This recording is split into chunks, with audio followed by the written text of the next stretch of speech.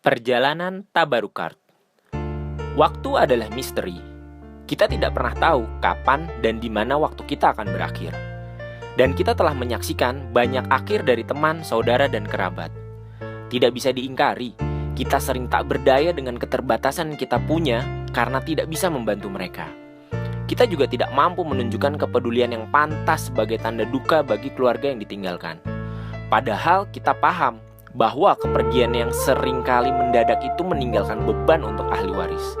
Beban berupa kehilangan teramat besar, beban hidup ke depan, bahkan beban biaya duka. Di sisi lain, kita paham bahwa Indonesia adalah negara yang besar dan kaya. Namun sayangnya, kebanyakan kekayaan itu dikuasai oleh swasta dan asing. Sementara masyarakat Indonesia sebagian besar masih lemah secara ekonomi.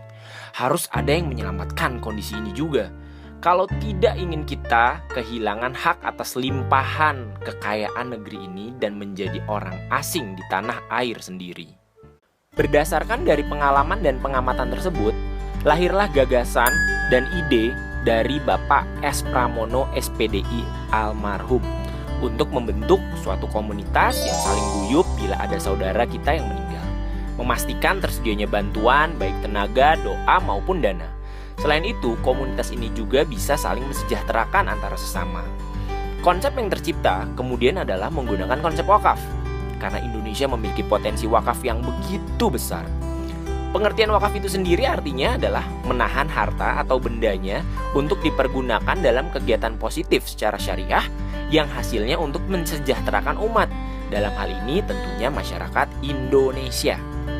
Nah, untuk mewujudkannya, ada sebuah yayasan yang bernama Yayasan Pundi Amal Bakti Umat atau yang disingkat PABU. PABU ini membuat program unggulan yang dinamakan dengan Tabarukart, di mana program ini menggabungkan antara program wakaf dan sosial kemanusiaan. Jadi, dengan program Tabarukart ini, masyarakat dapat berwakaf dan juga dapat tolong-menolong dengan sesama. Edukasi wakaf yang kita sosialisasikan ke masyarakat umum adalah manfaat dan pentingnya berwakaf untuk semua lapisan masyarakat. Dan dari dana wakaf tersebut kita belikan aset, diantaranya untuk lahan produktif, sehingga dapat kita kelola dan hasilnya kita manfaatkan untuk mensejahterakan umat. Tujuannya tidak lain dengan wakaf selamatkan Indonesia dan sejahterakan umat. Tabarukart ini memiliki visi menyelamatkan tanah air Indonesia dengan wakaf. Misinya adalah tolong-menolong dengan sesama serta mensejahterakan umat dengan pemberdayaan wakaf. Untuk dapat mencapai visi dan misi tersebut, Tabaru mempunyai moto, yaitu dengan wakaf Indonesia kuat. Maka pada tanggal 22 Mei 2016 di kawasan Berikat Nusantara Jakarta, kita mengadakan launching program Tabarukart oleh Yayasan Pundi Amal Bakti Umat yang pada saat itu dihadiri oleh 33 lembaga atau yayasan se-Jabodetabek yang siap mendukung program ini.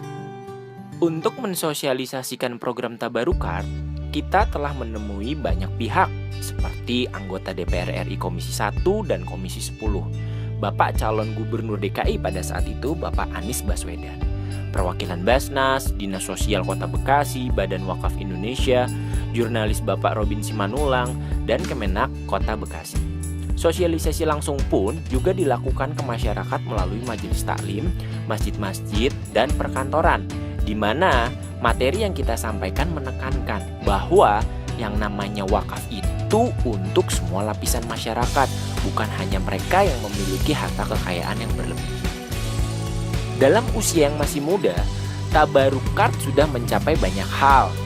Kita telah mengadakan acara Training of Trainer atau TOT sejumlah 1000 duta wakaf Tabarukart pada tanggal 24 April 2017 di BTC Bekasi, yang pada saat itu dihadiri oleh Wakil Wali Kota Bekasi Bapak Ahmad Syaihu.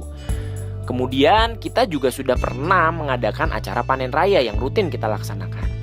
Adapun lokasi sawahnya berada di Desa Rawasari dan Desa Cikande, Kecamatan Cilebar, Karawang, Jawa Barat.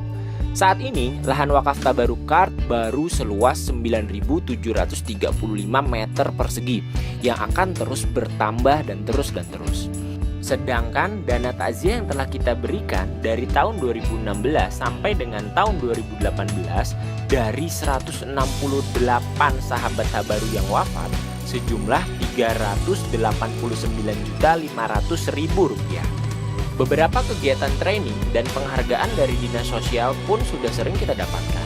Kegiatan pemulasaran jenazah oleh MDAA atau yang kita kenal sebagai Majelis Zikir Al-Balad Al-Amin seperti memandikan, mengkafani, mensolatkan, mengantar, atau mengubur jenazah sudah rutin kita lakukan jika ada sahabat tabaru yang wafat bersama mobil ambulans Tabarukart yang ready 24 jam.